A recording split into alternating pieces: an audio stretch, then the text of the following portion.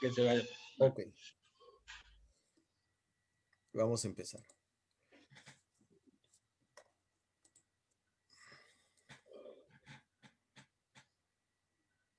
Muy buenas noches con todos.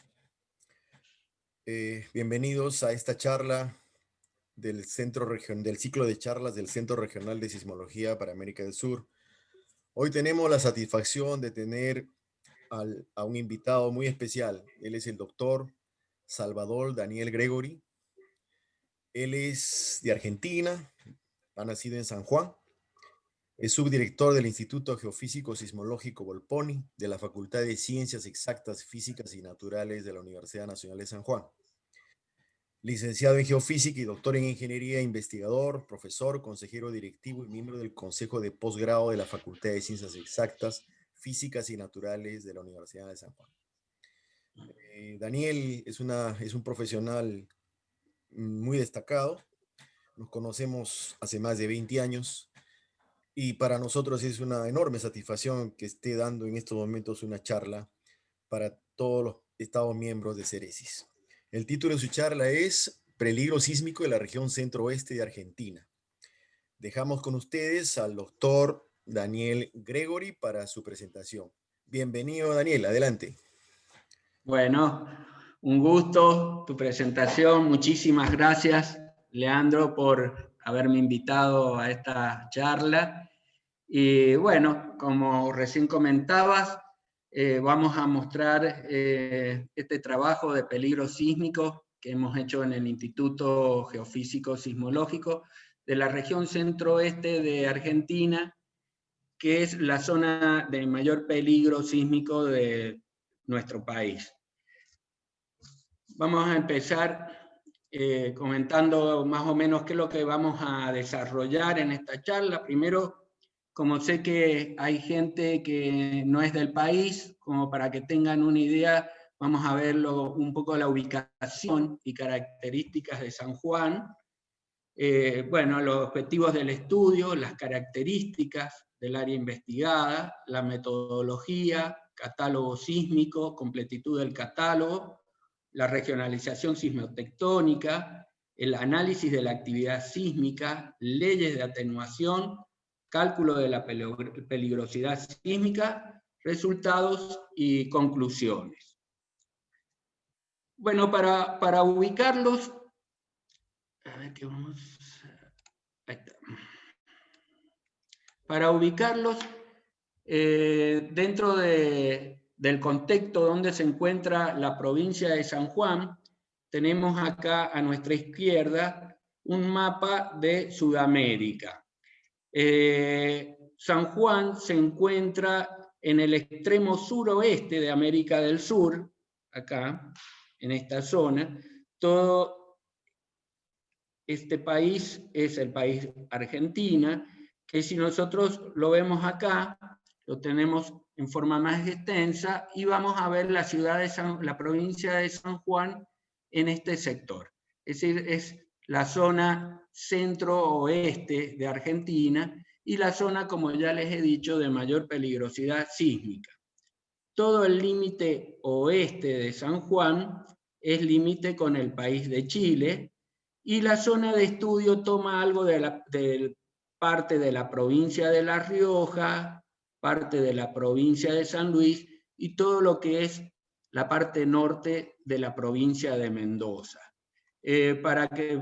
Como dato, Argentina tiene 23 provincias y la ciudad autónoma de Buenos Aires, que es la sede del gobierno nacional.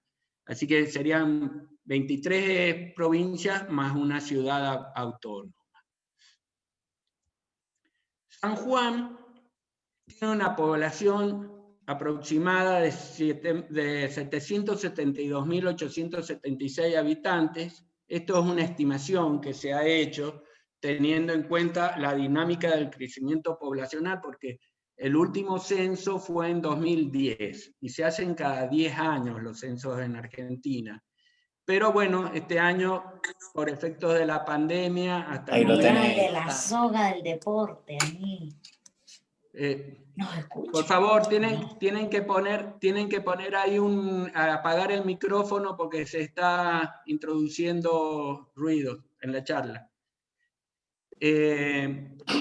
Bueno, según estimaciones realizadas del censo del 2010, entonces, teniendo en cuenta la dinámica poblacional, más o menos se estima, como les comentaba, una población de 772.000 habitantes.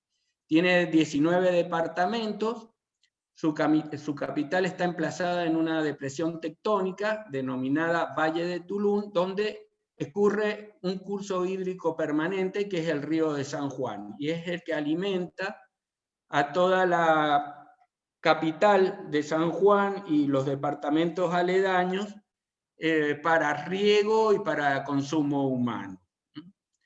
Bueno, esta provincia fue fundada el 13 de junio de 1562 por el conquistador español Juan Jufré, y su fisonomía actual, su fisonomía urbana actual, que ahora les voy a mostrar algunas fotos, está caracterizada por una arquitectura contemporánea.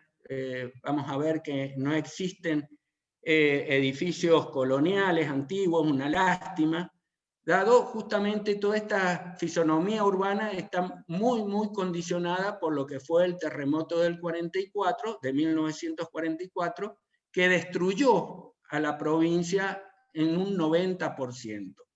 Ya vamos a entrar más en detalle en este terremoto.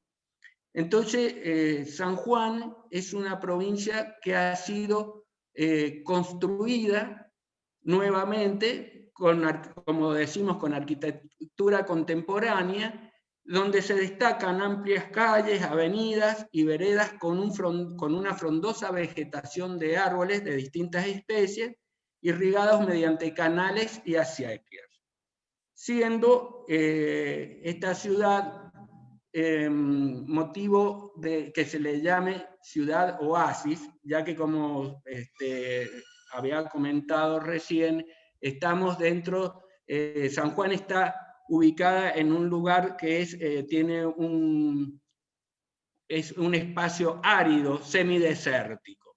Entonces, vamos a mostrar algunas fotos de cómo está. Justamente como tiene un clima semiárido, o sea, lo que se busca es lograr un oasis, por eso vemos acá las calles que tienen muchas arboledas.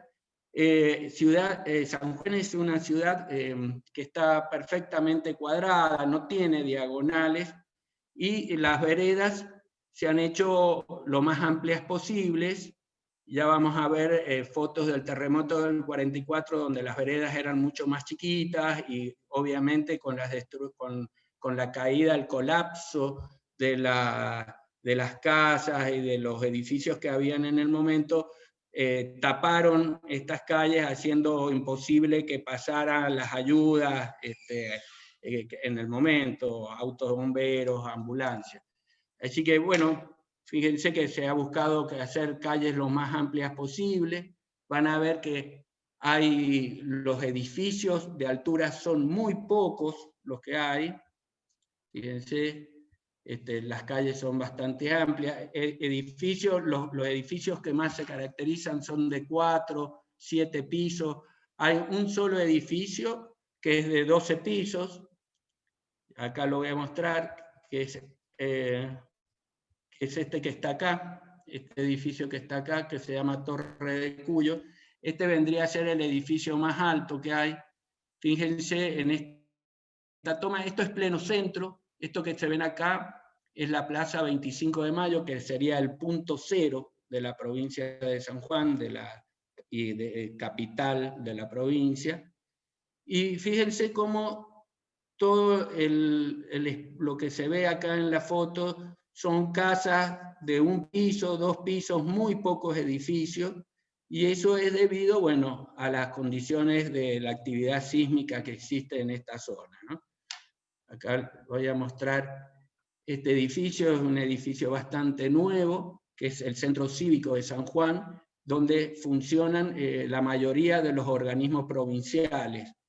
Y es este edificio que ven acá a la derecha, es este mismo edificio que está acá en otra toma, y lo que me interesa es que vean justamente cómo se ve ausencia de edificios altos. Es casi todo muy chato, casas de 1, de 2 pisos a lo sumo, estructuras bien cuadradas, no se busca tanta arquitectura, sino se busca la mayor estabilidad posible.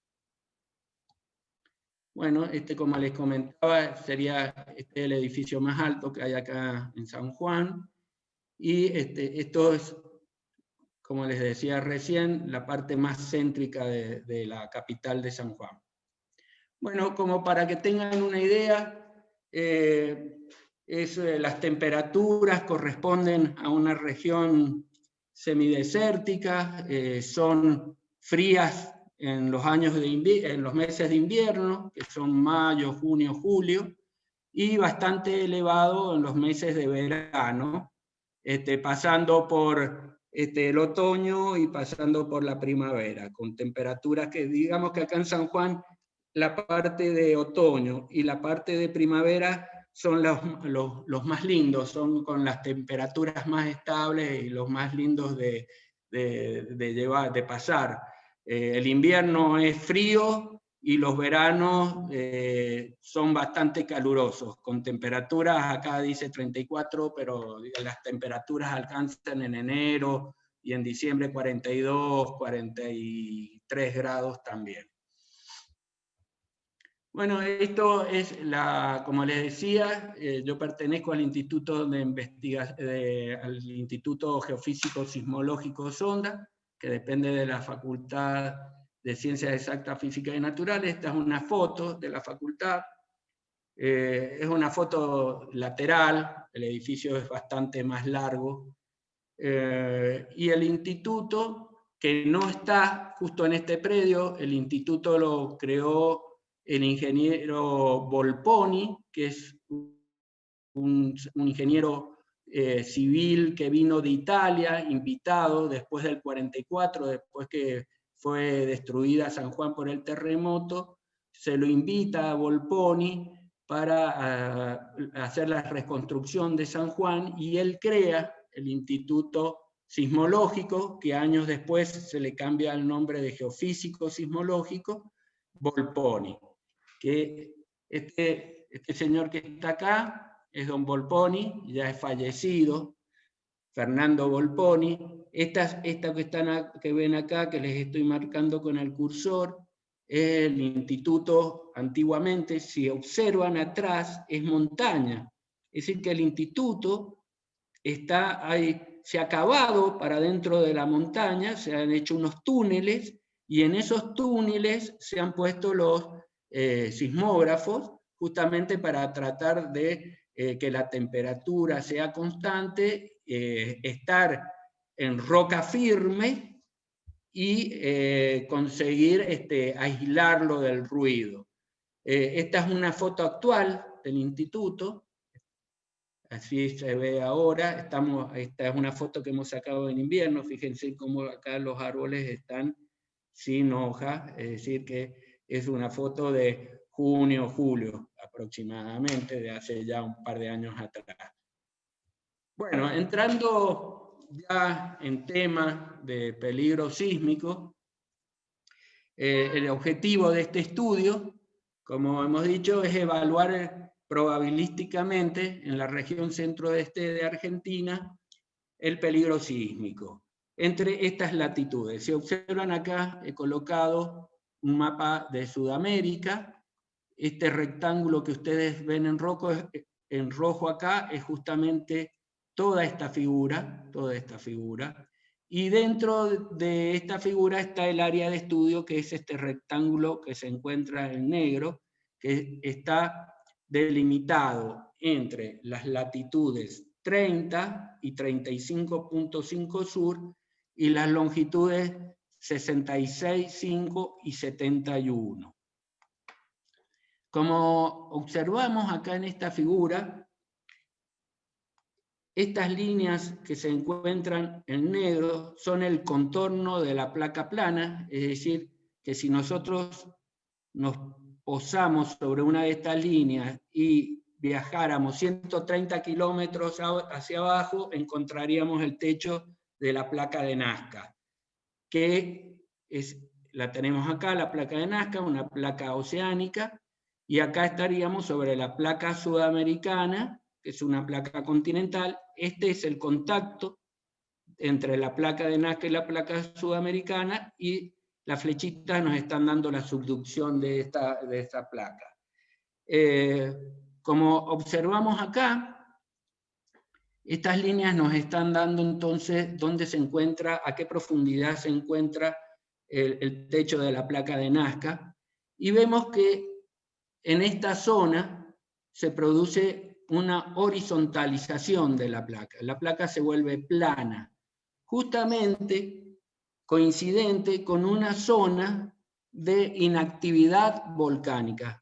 Acá, a partir de los 28 grados hacia arriba, tenemos actividad volcánica, y acá, a partir de los 33 grados sur hacia abajo, tenemos también actividad volcánica. Es decir que ya vamos a ver unos perfiles y vamos a observar cómo esta zona y esta zona, la placa tiene su inclinación normal, que es aproximadamente 30 grados, y en esta zona de acá, con ausencia de volcanes, tenemos que la placa se horizontaliza. Bueno, los puntos que ustedes observan ahí en color verdes, amarillos y rojos, son epicentros. Los distintos colores nos estarían dando las distintas profundidades de estos epicentros. Tenemos los que están en rojo. Esto que está acá tenemos a San Juan, aproximadamente por aquí está la capital de la ciudad de San Juan. Esta actividad que ven ustedes acá es la de la Sierra de Piedepalo. Esto es el norte de Mendoza, es un área que es fin de precordillera, que lo tenemos hacia acá, y el inicio de sierras pampeanas occidentales, que lo tenemos por este lado. Y bueno, y en colores rojos tenemos la actividad sísmica superficial, y acá con verde serían sismos de una profundidad intermedia, entre 70 y 160 a 170 kilómetros de profundidad. Bueno, para entender qué es lo que es el peligro sísmico, lo definiremos como la probabilidad que en un lugar determinado ocurra un movimiento sísmico de una aceleración máxima igual o mayor a un valor determinado. Bueno, ya vamos a ir viendo qué es esto. Como les comentaba, ahora vamos a ver acá tenemos esto en plano, vamos a ver unos perfiles. Primero vamos a ver un croquis de cómo es un perfil en profundidad de esta zona y de esta zona de acá, y después vamos a ver otras figuras que son hechas con epicentros, y para que vean cómo la placa se horizontaliza y se vuelve plana en esta zona. Acá tenemos entonces un croquis de subducción normal y de subducción plana. Este que está acá con B, que dice subducción plana o horizontal, sería el caso que tenemos acá en San Juan. Entra la placa de Nazca, hace contacto con la placa sudamericana y bueno, por alguna razón que trataremos de ver enseguida, se subhorizontaliza. Y al subhorizontalizarse no permite la entrada de líquidos actinosféricos, y por eso nosotros observamos en la zona de San Juan que no hay actividad volcánica, no tenemos actividad volcánica. En la parte norte de San Juan y después en la parte sur de Mendoza, donde la placa tiene una inclinación normal aproximadamente, que estaríamos en este caso, un caso de subducción normal, la placa entra hidratada, al ir profundizando se va calentando, se va deshidratando, bueno, y estos líquidos son los que van saliendo a superficie y son los volcanes que observamos tanto en la parte norte como en la parte sur. Ahora les quiero mostrar, por ejemplo, bueno, los mismos perfiles, pero hechos con hipocentros, con focos de distintos sismos. Fíjense, en el caso de San Juan, este es un perfil entre las latitudes 28 y 33, se puede observar perfectamente cómo la placa se vuelve plana. Y acá vemos, bueno, toda esta actividad sísmica que es dentro de la placa de Nazca y contacto con la placa sudamericana, como toda esta actividad sísmica que tenemos acá arriba, que sería la actividad sísmica de corteza, y que es la que hemos utilizado en este estudio, puesto que es la que ha generado los sismos más importantes en San Juan, el del 44, el del 77, el último del 85 en Mendoza. Y este otro perfil que nosotros observamos acá es al norte, desde los 21 grados sur a los 28 grados sur, donde vemos que la placa tiene una inclinación normal de 30 grados. En este croquis, que he colocado acá en la parte derecha superior, lo pongo para que veamos distintos tipos de actividad sísmica. Esta actividad sísmica que es muy importante, que son los sismos grandes, estos que se producen en Chile, que es acá en la parte en el contacto dentro de la placa en Nazca y en el contacto con la placa sudamericana, justamente un poco antes dentro del mar, por eso son sismos de magnitudes importantes y que por ahí generan tsunamis. Esta otra actividad sísmica interplaca, que es en el contacto entre la placa sudamericana y la placa de Nazca. Esta otra actividad que viene ya es una actividad ya de profundidad que se da mucho acá en San Juan, se van a sentir sismos, si bien no son peligrosos, se sienten nada más, pero es una actividad sísmica que cada 2 o 3 meses se siente un sismo importante, es actividad sísmica más o menos de 150, 170 kilómetros de profundidad, donde la placa de Nazca ya se empieza a deshidratar y se rompe y genera esta actividad sísmica. Y estos sismos, que para nosotros son los más importantes y son los que nos ha llamado para hacer este estudio, que son los sismos intraplacas y que están dentro de la placa sudamericana y que las conocemos como las fallas, ¿no? Fallas geológicas, ¿cierto? Y son las que, como les comentaba, en el 44 destruyó completamente San Juan. Acá la presentación la he armado para mostrar fotos y datos del terremoto del 44, y como siempre nos quiere inculcar Leandro, y que me parece muy interesante y estoy totalmente de acuerdo con él, la importancia de la prevención. Dado que no podemos predecir un sismo, al día de hoy no hay ningún instituto en el mundo que pueda decir tal día a tal hora va a ocurrir un sismo. Y si pudiera decirlo y fuera a ocurrir en una gran ciudad, mover a toda esa gente, sacarla de la ciudad y todo eso, sería un caos tremendo. Entonces, lo más importante que tenemos es hacer prevención.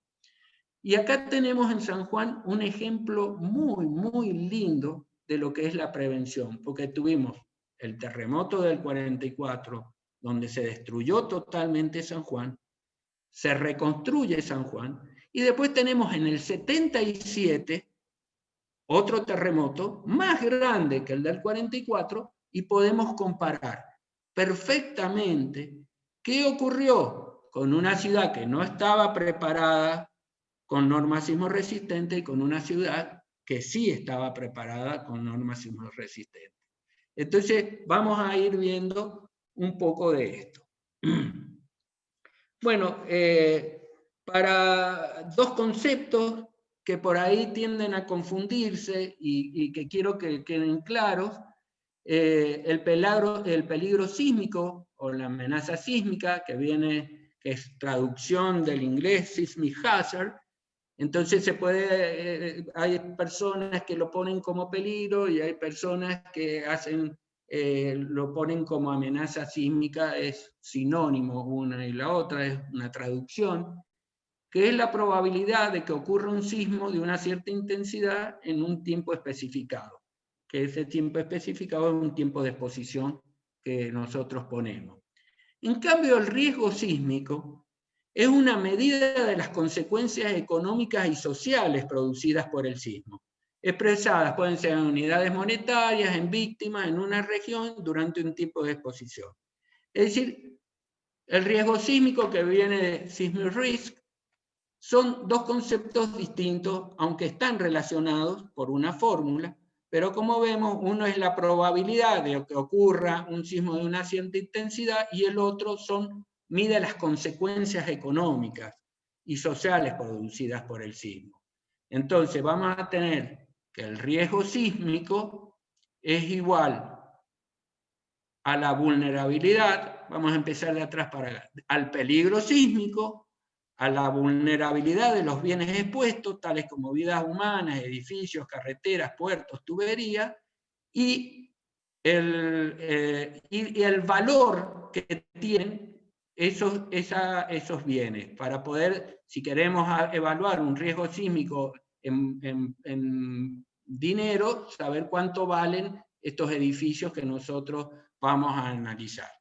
Entonces, acá me había equivocado, la B es la vulnerabilidad, que es el indicador de la susceptibilidad a sufrir daño. Es decir, si nosotros vamos a hacer un trabajo de riesgo sísmico de edificios o de casas, vamos a ir y queremos ver esa casa, cómo fue construida y cuán vulnerable puede ser a un movimiento sísmico.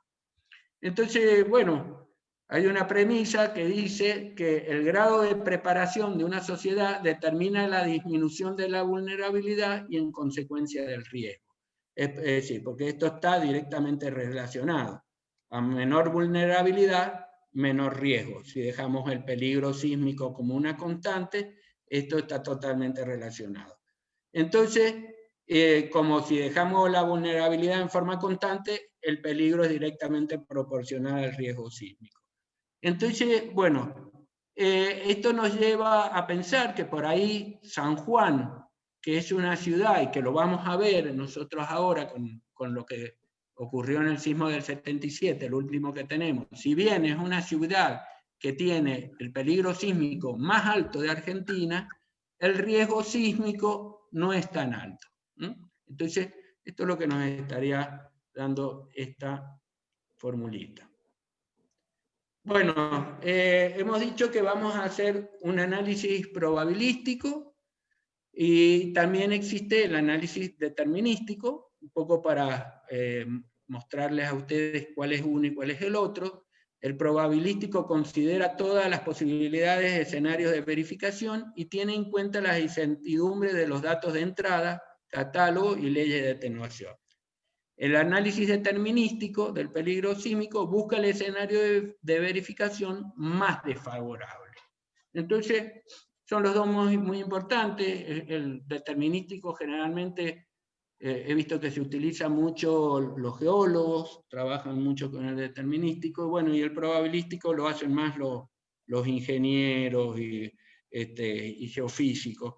Pero bueno, cada uno tiene lo suyo y son muy importantes y por ahí entre los dos se suman y dan mayor información. Y los parámetros que hemos estimado en este trabajo es la aceleración máxima del suelo, PGA, que es la máxima amplitud de la onda sísmica registrada en el acelerograma, y la pseudoaceleración, que es una aceleración que multiplicada por la masa m de una estructura de rigidez K origina una fuerza, la cual provoca un desplazamiento máximo igual al que produciría el sismo a la estructura. Consulto, Leandro, ¿se escucha bien? ¿Está bien? Muy bien, Daniel, adelante. Bueno, gracias, porque digo, a ver si se ha cortado y estoy hablando y no me están escuchando. Gracias, Leandro. Bueno, el método que utilizamos para el estudio Es un método muy conocido de Cornell, es de 1968. Y bueno, en pocas palabras, la entrada para los datos principales es un catálogo de sismos, lo más completo posible que se tenga de la región. Después, bueno, este catálogo se le hace, bueno, se analiza de que no tenga sismos duplicados, de que no tenga errores, la información de qué agencias viene, para tratar de unificar toda esa información. Hay que conocer las relaciones de atenuación del movimiento del suelo con las distancias, ya sea si se va a trabajar con aceleraciones, cómo la aceleración se atenúa con la distancia, o si se va a utilizar intensidades máximas, esas intensidades máximas sísmicas, cómo van disminuyendo a medida que nos alejamos de la zona del epicentro, identificar las fuentes sísmicas, que lo que se denomina regionalización sismotectónica, y dentro de esta fuente sísmica ver cómo se distribuye la frecuencia magnitud de los sismos, que lo conocemos como la ley de Gutenberg y Richter, ¿cierto? Una vez que tenemos estos pilares, se aplica una distribución estadística de Poisson, se hace el análisis probabilístico de toda esta información, y podemos obtener, entre otras cosas, mapas con curvas de isoaceleraciones máximas. En este estudio lo que hemos hecho es sacar mapas de 50, 10 y 2% de probabilidad de que sean excedidos en 50 años, lo que corresponde a 72, 475 y 2475 años de periodo respectivamente, de periodo de retorno respectivamente. Bueno, las principales fuentes de información que hemos utilizado, hasta 1981, la información de Céresis, que es la información más completa que existe hasta para nosotros aquí en ese periodo de tiempo.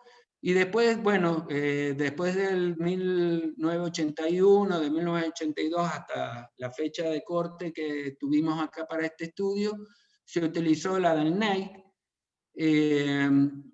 También utilizamos un poco de información del INPRES, pero bueno, se utilizó generalmente la información del NEIC a partir de 1982.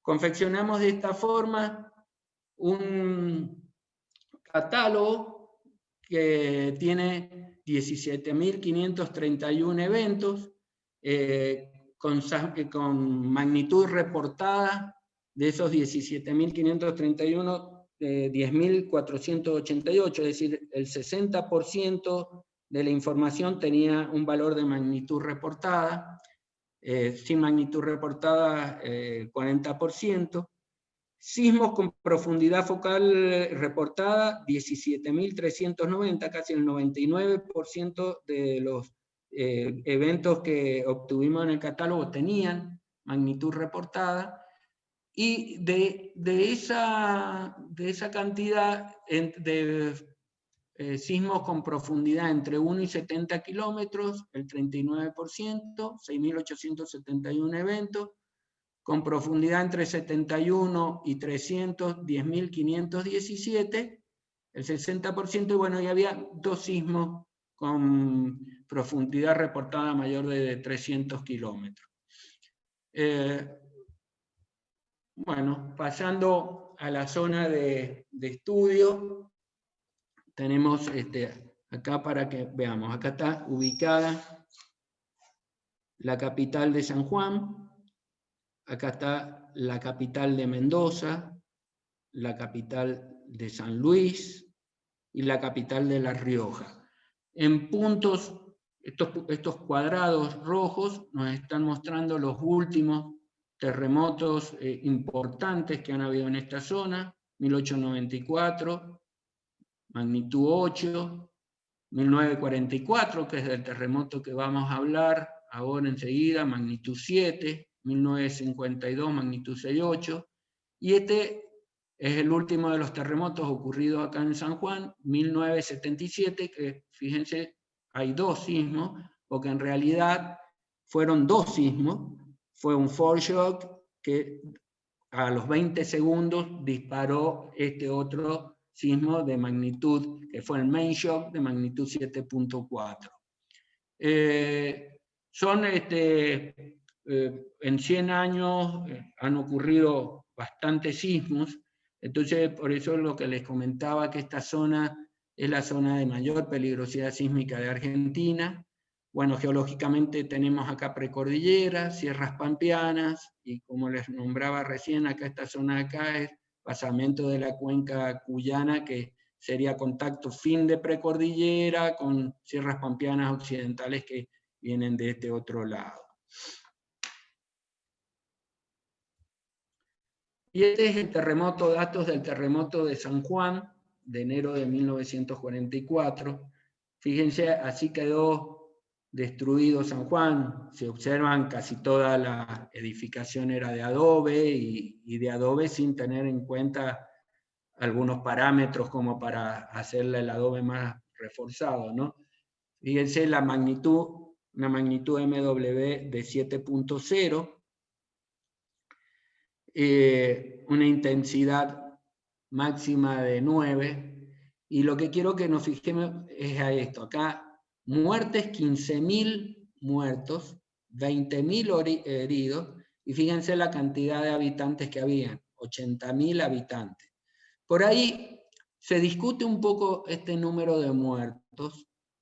Hay algunos historiadores que dicen que está más cercano a 10.000, porque ¿qué pasó? Como toda la gente, ocurrió el sismo, quedó con muchísimo miedo y quedaron sin casa, mucha gente viajó a Mendoza, viajó a La Rioja, viajó a San Luis, a Córdoba, mucha gente, a Mendoza y a Córdoba, mucha gente viajó. Y entonces dicen los historiadores que mucha de esa gente que desapareció después los han dado por muertos. Pero bueno, el número de muertos está entre 10.000 y 15.000.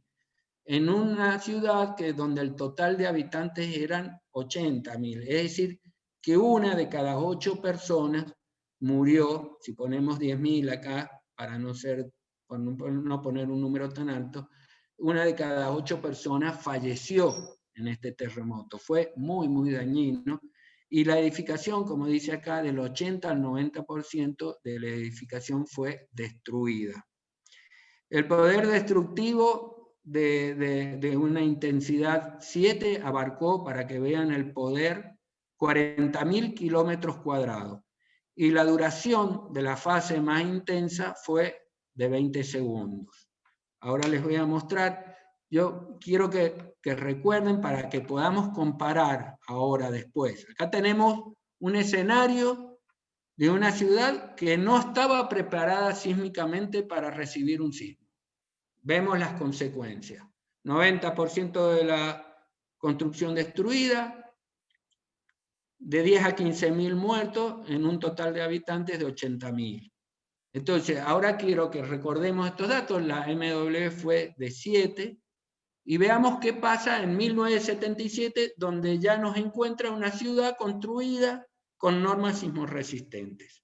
Entonces, les pido que recuerden estos datos, y vamos a ir viendo. Acá les muestro, fíjense, más fotos. Esto es esta parte de la Catedral de San Juan, que ahora vamos a ver cómo es actualmente. Bueno, estas son, así quedó todo San Juan. Fíjense, las calles totalmente tapadas, los autos tapados por escombros, es decir que si hoy en la actualidad, si quisiera pasar una ambulancia, bomberos por acá, sería imposible.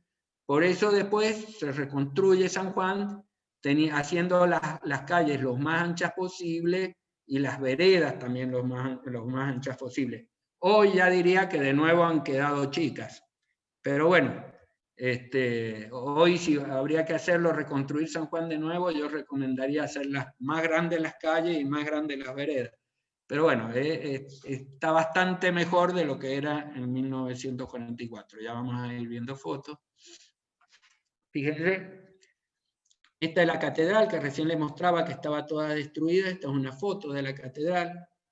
Realmente el edificio colonial, una belleza, sería hermoso poder tenerlo hoy, pero bueno, no quedó ningún edificio colonial. San Juan no tiene ningún edificio colonial. Esta es la catedral que está en el mismo lugar, ubicada en el mismo lugar que está esta otra. A su costado está esta torre que simula, recuerda las torres que tenía la catedral. Yo la puse acá en 2 fotos porque no me alcanzaba para sacarla, y esta torre está justamente aquí al costadito de la iglesia catedral. Bueno, como ven, una estructura sismorresistente que cumple con todas las normas de nuestro código, que es el INPRE-SIRSOC 103. Esta es la municipalidad, esta era la municipalidad de la capital, de la ciudad de San Juan.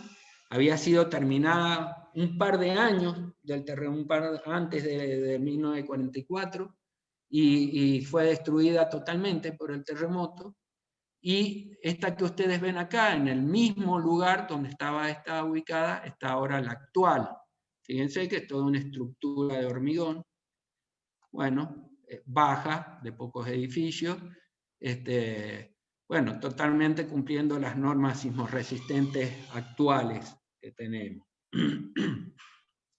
Para comentarles esto un poquito de historia, porque justamente, bueno, todas estas construcciones aquí en San Juan, que tenemos una policía edilicia, que hay pocas en el mundo que cumplen una función tan estricta como se cumple acá en San Juan. Aquí en San Juan no se puede hacer ninguna construcción si no ha pasado por la Dirección de Planeamiento y Desarrollo Urbano, que aprueban los planos. Cuando se hacen las zanjas para hacer el basamento, hay inspección. Cuando se colocan las estructuras de hierro, hay inspección. Tiene que pasar todas las inspecciones para después poder tener, una vez que está terminada el edificio o la casa, el certificado final, y para poder habitarla a la casa o el edificio. Son muy estrictos, hay multas si esto no se llega a hacer. Bueno, y todo esto nace, acá les pongo un poco la historia, que se las quiero contar, nace, bueno, después del terremoto del 44, que se comienzan a tomar medidas para lograr la reconstrucción sismorresistente de San Juan. Entonces, se crea el Consejo de Reconstrucción en el año 1948, 4 años después de la catástrofe, y para planificar y volver a levantar la ciudad destruida. Ahí en esos años, cuando viene, creo que en el año 45, viene Volponi, que es el creador del instituto donde nosotros trabajamos. Y bueno, la obra del Consejo de Reconstrucción fue muy importante, se construyeron numerosos edificios de carácter público, administrativo, sanitario, municipal, escolar, obras urbanísticas, gran parte de las cuales están hoy en pleno funcionamiento. Sobre todo las escuelas, se crearon unas escuelas que son de las más importantes hoy en San Juan, y están perfectamente funcionando, y son edificios que están, uno los ve y son edificios nuevos, muy lindos. Bueno, no solo se construyeron viviendas y edificios, sino que su labor de policía de la construcción fue muy importante. Controló los planos, los cálculos de hormigón armado y las distintas etapas de las construcciones de cada proyecto presentado en sus oficinas técnicas. En 1951, el Consejo de Reconstrucción pasa a denominarse CONCAR, Consejo de Construcciones Antisísmicas y Reconstrucciones de San Juan, y dejó de tener funciones constructivas y se limitó a la labor solo de policía. Entre 1972 y 1973, el CONCAR dio origen a la DPDU, que es la que hoy tenemos nosotros, y que lo que hace es funciones de policía, y es la Dirección de Planeamiento y Desarrollo Urbano, que depende del gobierno de la provincia de San Juan, Y como les comentaba, las funciones de la DPDU son de planificación urbana y la Policía de la Construcción de San Juan. Actualmente depende del Ministerio de Infraestructura y Servicios Públicos del Gobierno Provincial. Bueno, así que actualmente la DPDU, cualquier construcción que se vaya a hacer acá en San Juan, sí o sí pasa por la Dirección de Planeamiento y Desarrollo Urbano. Así que, bueno, estamos confiados en las construcciones que se hacen acá en San Juan y es lo que tratamos de transmitirle a la gente también para que no tenga miedo y, bueno, tomen las medidas del caso. Bueno, dando los consejos de siempre, obviamente, tener bidones con agua, elementos para primeras urgencias, y bueno, y las cosas necesarias que hay que saber como para los minutos después de un terremoto fuerte. Ahora vamos a hablar, recién habíamos estado hablando de lo que es el terremoto del 44. Ahora vamos a hablar del terremoto de noviembre de 1977. En 1977, ya como les comentaba, tenemos una ciudad de San Juan ya construida con normas sismorresistentes. Fíjense, veamos acá la magnitud de este sismo, MW 7.5, es medio grado más fuerte que el anterior. Sabemos que la escala es logarítmica en base 10, así que 0.5 es bastante más fuerte, ¿no? En lo que es liberación de energía y en la amplitud de la onda. La intensidad máxima es 9. Les pongo esta foto para que vean un tren que pasaba en ese momento a unos 20 kilómetros de donde fue el epicentro. Fíjense, lo volcó, lo tiró. Y lo que quiero que vean, habíamos estado hablando recién de 10.000 a 15.000 muertos. Fíjense en los muertos ahora, 63 nada más. En aquel momento habíamos dicho que San Juan tenía 80.000 habitantes. En este momento San Juan ya tenía 300.000 habitantes. Poco más de 300.000 habitantes. Fíjense la importancia, como dice Leandro, de la prevención. Este sismo, que en el del 44, mató una persona cada 8, imagínense ahora que habían 300.000 habitantes, si no hubiera sido, con normas sismorresistentes las construcciones, el desastre que hubiera sido. Entonces, esto es lo importante y lo que tenemos que entender. Hay que darle mucha atención a las normas para la construcción y la enseñanza a la gente para que estén preparadas y saber cómo actuar en caso de un sismo. Acá abajo tenemos un acelerograma del terremoto del 77. Fíjense que la fase interna, la fase intensa es muy larga. Si la vemos de acá son 10 segundos y 60 segundos, es casi un minuto. Un minuto fue un sismo larguísimo. Yo lo viví, el sismo no estaba aquí en San Juan, estaba en Mendoza, en línea directa de donde yo estaba eran 130 kilómetros y fue fuertísimo en Mendoza, así que estaba en un descampado acampando y se veían perfectamente las ondas en el suelo. Yo las veía, las ondas cómo venían, cómo se levantaban como unas olas de mar, se veían perfectamente donde yo estaba. Así que me imagino lo que fue acá en San Juan. Bueno, por comentarios había gente que no podía mantenerse en pie. Y no terminaba nunca, ¿no? Larguísimo, justamente porque lo que le comentaba que fueron 2 sismos, ¿no? Dos eventos, como dicen, separados por 60 kilómetros y 20 segundos. Se produce el foreshock y el main shock 20 segundos después. Bueno, unas fotos acá. Esta gente fueron profesores míos. Acá está Carmona, Leandro, Carmona, y acá está el que era vicedirector del Instituto de Investigaciones Antisísmicas, que es Herrera. Bueno, y este otro señor que fue profesor mío y que fue uno de los creadores de la carrera de geofísica acá en San Juan, que es el ingeniero Espinosa.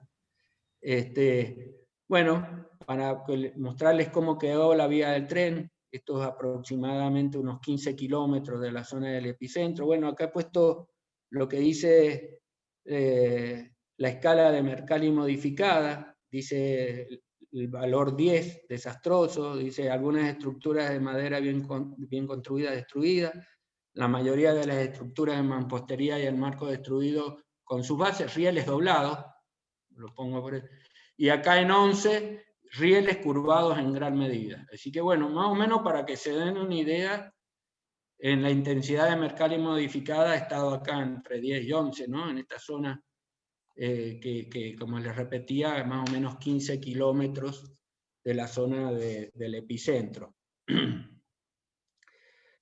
Acá tenemos, este es el terremoto, este es un terremoto anterior de 1894, y acá el de 1977, que es el que acabamos de ver. Fíjense, esto es grado 3, se sintió en Uruguay, se sintió en Brasil, en Buenos Aires generó pánico en los edificios altos, en Córdoba produjo daños también. Así que fíjense la expansión en toda Argentina prácticamente, en toda Argentina se sintió este sismo. Muy, muy importante. Y este es un sismo, el último sismo importante que ocurrió en Mendoza, y tiene una característica importante. Voy a volver acá, porque quiero, por ejemplo, este acelerograma que lo registramos ahí en el Instituto de Carmona, en el Aldo Bruschi. Fíjense que es una componente este-oeste y tiene una aceleración máxima de 166 gales. 166, es decir, un gal es 1 centímetro sobre segundo cuadrado, es decir, 166 centímetros sobre segundo cuadrado. Y tenemos una magnitud de MW de 7.5. Lo que quiero que vean en este sismo de Mendoza es que la magnitud no es una magnitud tan grande, es una magnitud de 5.9. Pero fíjense el pico de aceleración, 400 gales, 40% de G aproximadamente. Un pico de pocos segundos, pero un pico muy importante de aceleración, muy importante de aceleración. Y produjo, esto es en Las Heras, en un departamento ahí cerca de la capital de Mendoza, y produjo muchísimos daños en Mendoza. Este sismo de una, como les decía, acá tienen 12.000 viviendas destruidas. El 90% obviamente de adobe, 238 heridos y 10 muertos. Una intensidad máxima de 9. Bueno, quería comentar, bueno, esto es lo importante de por ahí de las amplificaciones que se producen del suelo. Después hemos hecho con Patricia Alvarado, que ha sido la directora mía de doctorado, ¿no? Hicimos un trabajo que ha salido publicado ahora a principios en enero de este año. Ahí más adelante les pongo en la revista y cómo ubicarla. Por si quieren ver el tema de las amplificaciones y todo eso, habíamos hecho un estudio tanto en este terremoto del 85 como en el del 77, el tema de las amplificaciones, hemos hecho esa publicación en la revista, en la Natural Hazard. Bueno,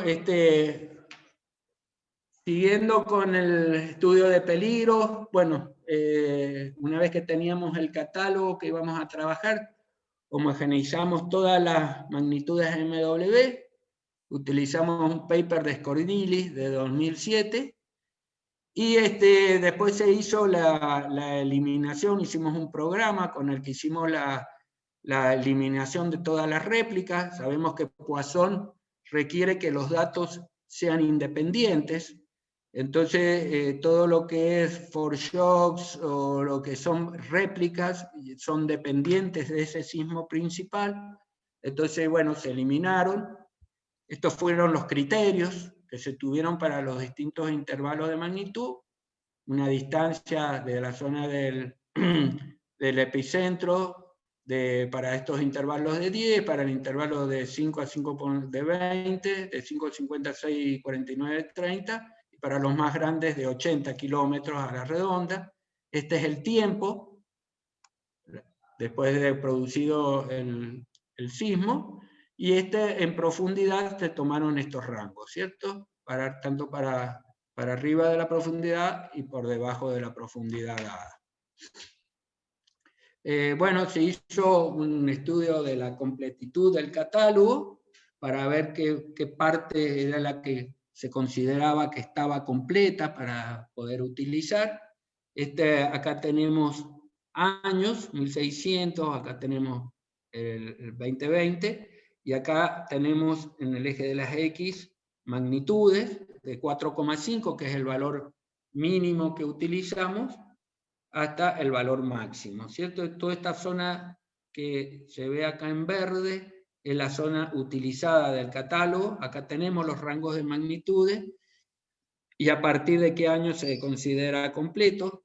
4.5 a partir de 1985, 5 a partir de 1963, 5.5 a partir de 1963, 6 a partir de 1922, 6.5 también a partir de 1922 y 7 a partir de 1600, es decir, 7 o superiores, ¿no? Se entiende.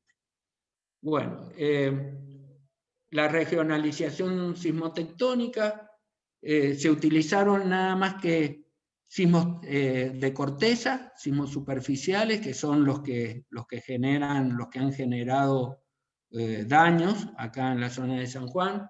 Es decir, que en este estudio, después estamos ahora haciendo estudios donde ya tenemos en cuenta también sismos de profundidad intermedia y todos los sismos que provienen de Chile. Pero bueno, en este momento hemos utilizado, como queríamos hacerlo para acá, para San Juan, hemos utilizado las fuentes que teníamos más importantes corticales alrededor de la capital de San Juan. Entonces, bueno, tenemos esta fuente que la hemos llamado arco volcánico, que es una zona con actividad volcánica.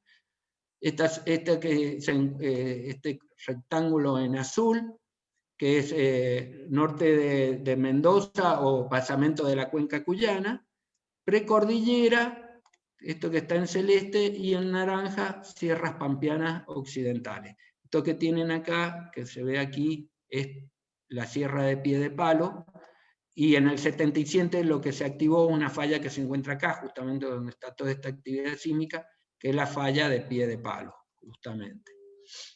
Bueno, esto para ver un poco en forma geológica sobre qué tipo de estructuras están cada una de las fuentes sísmicas. Bueno, una vez que ya teníamos estas 4 fuentes, teníamos que ver cómo se distribuía en frecuencia y magnitud la actividad sísmica. Tenemos que creer que, bueno, la actividad sísmica que hay dentro de cada una de estas fuentes es homogénea. Entonces, bueno, esto lo hacemos a través de la ley de Gutenberg y Richter, donde, bueno, todos sabemos, n es el número de sismos con magnitud mayor o igual que un valor m, A es el número de sismos, B, la proporción de terremotos de una cierta magnitud, que varía generalmente en el mundo entre 0,6 y 1,5. Un B alto nos estaría indicando la ocurrencia de sismos de pequeña magnitud, región de poca resistencia, y un B bajo indicaría sismos de mayor magnitud, materiales con una resistencia mayor. Bueno, esto es muy rápido y sacamos acá los valores para cada una de las zonas. M mínimo es el valor mínimo de magnitud que tuvimos en cuenta para cada una de estas fuentes sísmicas. M max, el valor máximo, y el valor del parámetro obtenido de A y de B.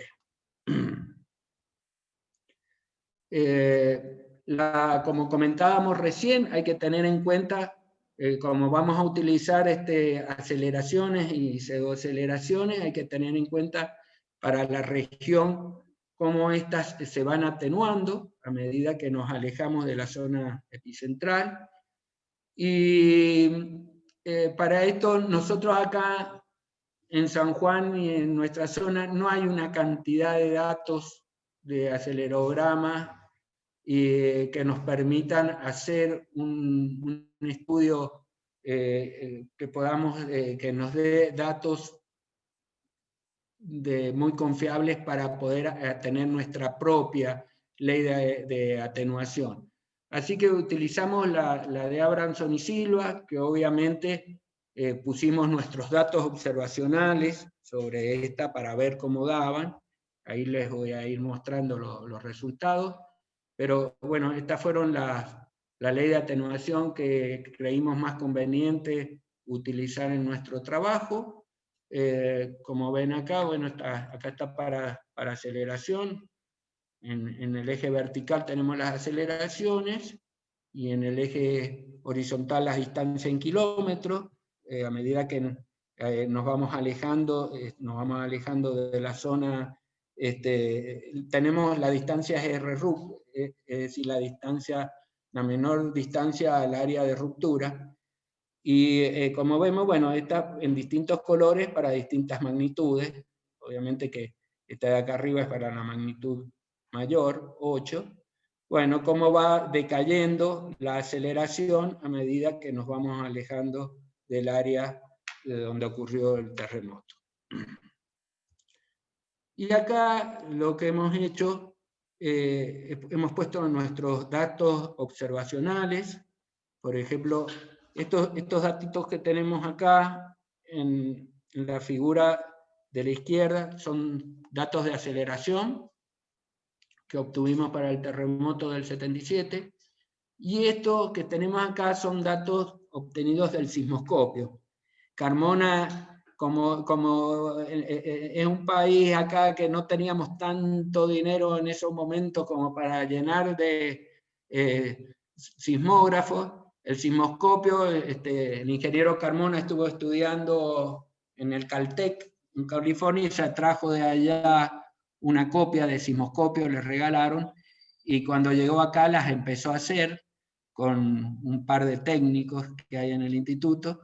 Así que bueno, pudimos poner en varias zonas, llenar en varias zonas con estos instrumentos, así que para el sismo del 77 pudimos obtener bastantes datos de coeficientes sísmicos obtenidos del sismoscopio. Como vemos, hemos graficado acá para las aceleraciones curvas de Abramson y Silva, tanto en roca como en suelo, y también las curvas de Sadir y Yang de 1997 para roca, y curvas de Abramson y Silva, las de 2008. Nosotros utilizamos las de 1997 porque eran las que más se ajustaban. Y bueno, del 2008, como vemos, nuestros datos siempre quedan por... Está bien, estas curvas son curvas de valores medios, ¿no? Pero nuestros datos siempre quedan por arriba, tanto estos datos de aceleración y acá los datos estos de pseudoaceleración. Fíjense que hasta los 100 kilómetros se observan que los datos están por arriba de las curvas de valores medios, y después de 100 kilómetros estas curvas más o menos ajustan bastante bien los datos. Bueno, sobre esto es lo que les comento, que hemos hecho un paper con Patricia Alvarado y con Rodolfo Christensen, dando explicaciones. Ahora enseguida les voy a poner una de las figuras para que puedan sacar el dato, y si les interesa esto lo puedan ver ahí bien en detalle. Nosotros, para tratar de darle una explicación a esto, hicimos estudios con mapas de valores de BS30, y bueno, y se observa tanto en los valores de BS30 como en los valores de SA, que han sido estimados a partir de los registros de sismoscopio, indican una notable correspondencia entre los mayores valores de SA y PGA con los menores valores de BS30, ¿cierto? Así que, bueno, ahí en ese paper está muy bien, para no hacerla tan larga esta charla, en ese paper está muy bien explicado todo esto. Así que si quieren, se los recomiendo, ya les dejo enseguida los datos para que puedan dar con él. Lo mismo observamos para el terremoto de Mendoza, de 1985. Estos son datos de sismoscopio, y estos son datos de aceleración. Dan por arriba, en los dos casos dan por arriba de las curvas de valores medios de las curvas de Abramson y Silva, tanto para roca como para suelo. Bueno, acá, si quieren, es decir, después sí se los puedo pasar por correo electrónico, pero bueno, esta es la publicación a que les hacía referencia. La revista es la Natural Hazard, es de este año. Y bueno, son evidencias de amplificación tanto en el terremoto del 77 y del 85, que son estos dos terremotos que estamos viendo. Bueno, Patricia Alvarado, Rodolfo Christensen, que es chico becario mío, bueno, yo y otro colaborador, Mauro Sáez, el esposo de Patricia Alvarado, que él trabaja con Patricia. Bueno, ya empezamos a ver algunos de los resultados. Esta es la frecuencia media anual de excedencia, que le hicimos tanto para la capital de Mendoza, lo hemos hecho para la capital de La Rioja, de San Luis. Que les muestro acá es para la capital de San Juan. Está calculado para esta latitud y esta longitud, está hecho en roca. Fíjense, bueno, acá está en rojo la contribución total de las 4 fuentes y para cada una de las fuentes. Cordillera Principal obviamente está bastante alejado de la capital de San Juan, entonces obviamente que es la que menos contribuye. Y las dos que más contribuyen son precordillera, la fuente precordillera y la fuente Sierras Pampeanas Occidentales. Acá, bueno, tenemos la frecuencia anual de excedencia. Y bueno, esto es aceleración, ¿no? Bueno, la inversa de la frecuencia anual de excedencia es el periodo de retorno, ¿eh? Si queremos saberlo como periodo de retorno. Y también, bueno, hicimos estos mapas de isoaceleraciones. Esto es PGA para un periodo de retorno de 72 años. Hicimos un mapa con 50% de probabilidad de ser excedido en 50 años, un periodo de retorno de 72 años. Sabemos que es una estimación poco conservativa para sismos frecuentes de magnitud pequeña y refleja la vida útil de un edificio y es por esta razón también bastante utilizada, ¿no? Fijémonos, si bien el mapa que sigue, que es el de 10% de probabilidad de ser excedido en 50 años, es el que se aplica en la norma, ¿no? Ya lo vamos a ver. Es una estimación es poco conservativa, así que se hace uno con más conservativa para San Juan. Fíjense que, bueno, la capital de San Juan y sus alrededores, que casi toda la población de la provincia de San Juan está concentrada acá, les diría un 80% en esta zona.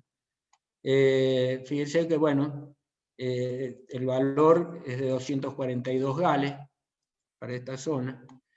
Y vamos a pasar al de 10% de probabilidad.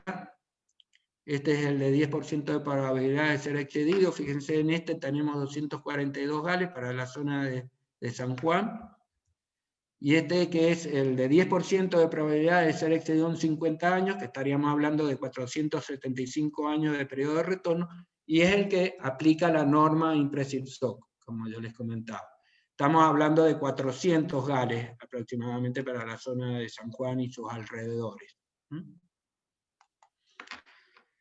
Ahora les quería mostrar, fíjense, la forma acá de las curvas de isoaceleraciones, y las hemos superpuesto. Hicimos una superposición de este mapa de 10% de probabilidad de ser excedido en 50 años con los contornos de la placa subducida por un paper de Kyle y Sachs en 1992. Como les mostré, estas líneas nos están diciendo a qué profundidad está la placa de Nazca. Esta dorsal de Juan Fernández que es la que se está metiendo por debajo y que se considera que es la responsable de que se haya horizontalizado la placa de Nazca en la zona de San Juan. Fíjense que justo coincide la dorsal de Juan Fernández acá en esta área. Y el mapa de peligro como está muy influenciado por esta dorsal de Juan Fernández, ¿no? Acá, fíjense, dice la distribución geográfica de los mayores valores de peligro sísmico observados en el mapa, delimitan una alineación noreste-suroeste de estos valores, acá, coincidente con la traza de la dorsal de Juan Fernández, lo pueden ver en Yáñez 2001, Anderson 2007. Esta buena correlación indicaría que la interacción de la dorsal de Juan Fernández favorecería un mayor acoplamiento entre las placas, lo que permite una mejor transferencia de los esfuerzos de la placa superior sudamericana con la consecuente aumento de la actividad sísmica y del peligro sísmico observado. Esto ya vamos a seguir, segundamente vamos a trabajar en un paper ahora con esto y el próximo año vamos a ver qué más conclusiones y más podemos sacar de esto, ¿no? Bueno, y acá ahora el mapa de 2% de probabilidad de que sea excedido en 50 años, 2.475 años de periodo de retorno, bueno, que es una estimación bastante conservativa. Tengo entendido que hay ya algunos países europeos que están utilizando esto para construir sus libros de construcción, sus mapas para construir. Y bueno, es bastante conservativa esto, tener 2% de probabilidad de que se exceden en 50 años. Bueno, los espectros de pseudoaceleración. Este espectro ha sido calculado para la capital de San Juan, para periodo de retorno 475 años. En rojo tenemos el total y la contribución de cada una de las 4 fuentes que hemos tenido en cuenta. En negro tenemos el espectro que dicta la norma IMPRESIPSOC, nuestra norma, para una zona 4, que es una zona de peligrosidad sísmica muy elevada. Como vemos, esto en rojo lo que nosotros hemos estimado, entonces estaríamos perfectamente cubiertos. El espectro que presenta la norma IMPRESIPSOC 103 para la zona 4 de peligrosidad sísmica muy elevada, que es este que tenemos acá en negro, cubre los requerimientos de demanda sísmica para el periodo de retorno de 475 años para la capital de San Juan, de acuerdo a los espectros estimados en este estudio. Esto lo hemos hecho para la capital de Mendoza, exactamente igual. También para Mendoza también tiene zona 4, peligrosidad sísmica muy elevada, cubre perfectamente los requerimientos. Y para la capital de La Rioja y para la capital de San Luis, estamos en zona 2, peligrosidad sísmica moderada, cubre perfectamente también los requerimientos. Es decir, según lo estimado, probabilísticamente por nosotros, estaríamos perfectamente cubiertos por lo que dictan nuestras normas de construcción. Bueno, y las conclusiones, ya para finalizar, dice, bueno, se han reconocido y delimitado geográficamente 4 fuentes sísmicas para sismos de profundidad corticales menores o iguales a 35 kilómetros, que son precordillera, sierras pampeanas occidentales, basamento de la cuenca collana y cordillera principal. Las curvas de atenuación de investigación de Abramson y Silva en 1997 es la que mejor ajusta los registros de aceleración y sismoscopios obtenidos durante los terremotos de Caucete y de Mendoza. Las regiones de precordillera y sierras pampeanas occidentales representan las zonas de mayor peligro sísmica del área investigada. Los mapas con valores de aceleraciones máximas de PGA con 72, 475 y 2.475 años de periodo de retorno predicen valores máximos de 250, 400 y 550 gales respectivamente para la ciudad de San Juan, y de 150, 300 y 410 gales para la ciudad de Mendoza. La correlación entre los valores de BS30 y los valores de pseudoaceleración estimados a partir del registro de sismoscopio y de PGA para los terremotos de San Juan y Mendoza indican una notable correspondencia entre los mayores valores de SA y PGA con los menores valores de BS30. Los espectros de la norma IMPRES-IRSOC 103 cubren los requerimientos de demanda sísmica para las estructuras de acuerdo a los espectros estimados en este trabajo para las capitales de la provincia de San Juan, Mendoza, La Rioja y San Luis, para un periodo de retorno de 475 años.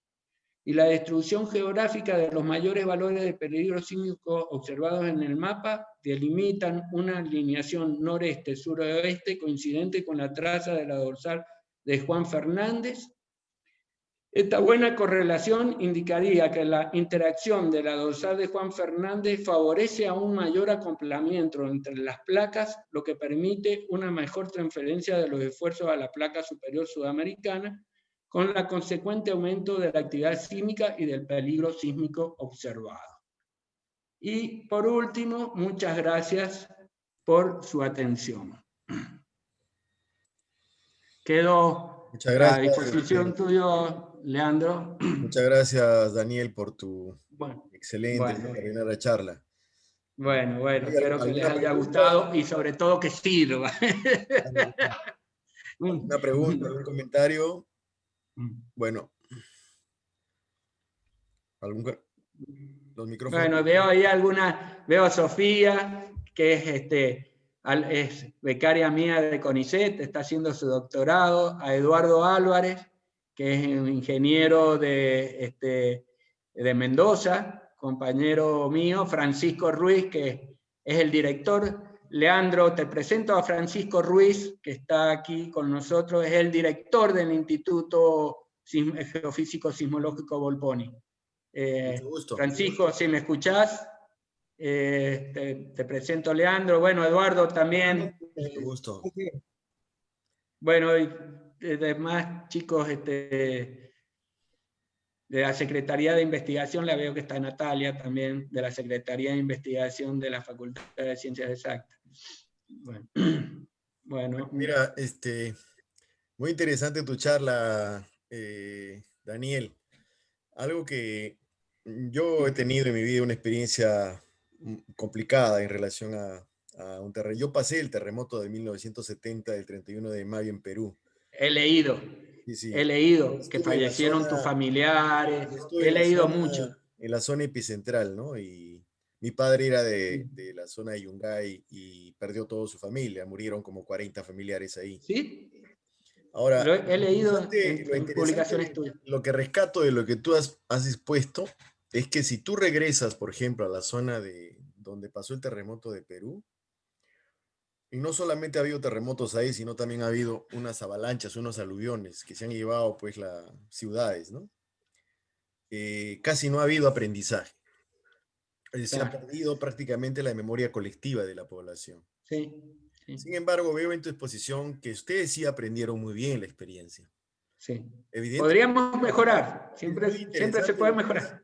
Lo que has presentado, aparte de que los datos de los efectos del terremoto del 44 y los del 77 son pues dramáticamente diferentes, ¿no? Diferente, y el del 77 fue más grande. Se aprendió mucho realmente y se plasmó en normas que han servido justamente para prevenir los efectos nuevos que podrían venir. Como decía Alberto Giesecke, ¿no? Aprendieron a vivir en armonía y en paz con la naturaleza. Y otra cosa, eso es muy importante como experiencia, porque he visto también que crearon un organismo que al margen de ser un organismo que reglamentaba, era una policía. Es policía, no, pero son policías de verdad, dan miedo. Son policías de verdad. Eso es una experiencia interesante, porque el hecho de que sea un elemento policíaco implica ya otro tipo de actitud frente a la realidad. Sí. O sea, frente al problema. No, y además que ellos Leandro, disculpa que te haya cortado, pero que además si ellos no te certifican, no podés continuar con la obra. Te van, cuando haces las zanjas para hacer las bases de la casa, ellos tenés que hacer zanjas, van, revisan. Después empezás a poner todo lo que son las vigas, columnas, van y revisan y te extienden un certificado. Mira, Sí, hay una son muy realidad, ¿no? O sea, en Lima, por buenos. ejemplo, Sí, en Lima ahora estamos esperando un terremoto similar al de 1746. Ese terremoto generó un tsunami que se llevó sí. todo el Callao, que no sé si sabes qué es. Sí, sí, he leído, Es un sí, terremoto, probablemente se calcula en magnitud 9, ¿no? sí. Fracturó una zona muy grande, en realidad, de como 1000 kilómetros, sí, aproximadamente 800 kilómetros o más. Eso se está esperando. Incluso en el trabajo que hemos hecho sobre los tiempos de alarma, ya están activados los tiempos de alarma para esa zona. Ujú. Sin embargo, en Lima tenemos 10 millones de habitantes. Perfecto. Calcula, como está Lima, que no ha aprendido absolutamente nada de los desastres que pasaron el 1746 y los del siglo presente, 40, 66, 74, 2007 que pasó hace poco, un sismo de magnitud 8, no se aprendió nada, se calcula que vamos a tener 60.000 muertos más o menos. Uf. Ujú. Se Sí, calcula eso, sí, ¿no? Entonces, lo que pasa en Lima es que no ha existido este aprendizaje que tú has mostrado de manera muy interesante en San Juan. Entonces hay una informalidad tremenda de construir. La norma sí, es buena, sí, es muy buena la norma. sí. La gente construye informalmente, por lo tanto la vulnerabilidad se dispara. Es alta, exactamente, Ese es se el gran dispara problema mucho. que ocurre en Lima, ¿no? Y Sí, lamentablemente, pues, nosotros hemos hecho esfuerzos tremendos para poder trabajar en ese sentido. Entonces solamente se está preparando la actitud reactiva frente al sismo, ¿no? O sea, no perfecto. el elemento de prevención que siempre hemos hablado. Ujú, Ese ujú. es muy interesante lo que has mencionado y me lleva tal vez esa creación de esa institución que se le dio Sí, elemento policíaco, faltó en Perú, faltó. sí, no, no, es muy importante, es muy importante. Acá en cualquier construcción es una de las cosas a tener Claro, muy en cuenta. claro. Leandro, yo, acá esta casa donde estoy, que la construí yo, tuve que ir y tiene que ser presentados por ingeniero y arquitecto matriculado. Si no estás matriculado con todo, te lo revisan, te lo corrigen. Como No, debe ser. primero los planos y una vez que ellos te aprueben todos los planos, recién podés empezar a hacer replanteo y empezar la construcción. Hasta que no tenés los planos aprobados, no lo podés hacer. Y si haces tus casas y después te pillan, que las has hecho sin te meten, te hacen multas, bueno, sos pasible de multas y la obligación de tener que ponerla en condiciones, hacer los planos si no están hechos, tenés que picar de nuevo las paredes, la mampostería para ver cómo están los hierros, la construcción. Así que no, es muy, muy importante. Se exige en todas las construcciones. No hay ninguna construcción aquí en la capital que no se exija que haya pasado por la DPDU. Muy interesante realmente. Sí, Creo yo que es una experiencia, me gustaría plantear estas cosas, ¿no? En las conversaciones que tenemos, que en la Comisión de Gestión de Riesgos y sí, Desastres en sí, sí, Lima, sí. y se espera pues algo muy complicado. Ahora, Sí, yo otra estaba. curiosidad, Daniel, en la Sí, lámina 14 que presentaste, en la sismicidad que venía, hay una sí, especie de gap no sé si podríamos verla mi sí, sí. curiosidad es, ¿eso a qué se Hay debe? como un gap entre, bueno, hay un gap entre los sismos corticales Así. y los, sí, hay un gap ahí, es una zona esa que ya ahí empieza a ser más dúctil esa zona y entonces ahí Francisco es un genio de eso, Francisco Ruiz, que es el director del instituto, es un genio de eso, nos puede explicar un poco. Está hablando Francisco ha visto en el perfil nuestro que entre los sismos corticales y los sismos donde se pone plana la placa, hay como una zonita ahí que no se ve actividad sísmica. Este, creería yo que es un poco porque ya esa parte empieza a ser más dúctil y ya no habrán tanta fractura, algo por el estilo, ¿no? Correcto. La parte frágil de la corteza son los primeros, aquí son hasta los 40 kilómetros Exactamente. de profundidad. Y ahí justo esa zona... Hasta la sí. zona de Beni, porque está la placa subductada en forma subhorizontal, parecido también a lo que pasa en Perú. Entonces, esa zona de Benioff se acopla y a 100 kilómetros, o sea, tenemos actividad desde 5 a 40 kilómetros y desde los 95 a los 110, 120 kilómetros, digamos, en una región donde la cordillera principal y se extiende por 300, 400 kilómetros de la cordillera principal hacia adentro en esta zona de subducción subhorizontal. Entonces son dos zonas sismogénicas, la parte cortical hasta 40 kilómetros, desde alrededor de 100 kilómetros básicamente, que es la subducción subhorizontal. Creo que esa sería la explicación rápida. Es exacto, Okay, es perfecto. Gracias. Interesante. Quería que lo dijera Francisco porque es más autorizado que yo todavía, Francisco, en todo eso. Hay muchos comentarios en el Facebook, interesante la charla, etcétera, etcétera. Está pasándose en línea. Bueno, mi querido Daniel, muchas gracias por tu charla, realmente ha sido muy interesante, muy aleccionadora, muy útil. Y bueno, esperamos que nos podamos encontrar y firmar tal vez un convenio de colaboración con Ceresis, con este diplomado que estamos haciendo, que te invitamos también, que ibas a ser el docente, pero no tuviste tiempo, lamentablemente. Sí, estaba... Bueno, en todo caso, vamos a la próxima. Claro que sí, el año entrante volvemos a hacer eso. Bueno, te dejo las palabras para tu despedida y muchas gracias nuevamente, Daniel. Bueno, ahí está Eduardo, que Eduardo es ingeniero, ha sido compañero mío en toda la secundaria. Yo la secundaria, Leandro, le hice en Mendoza, en un liceo militar.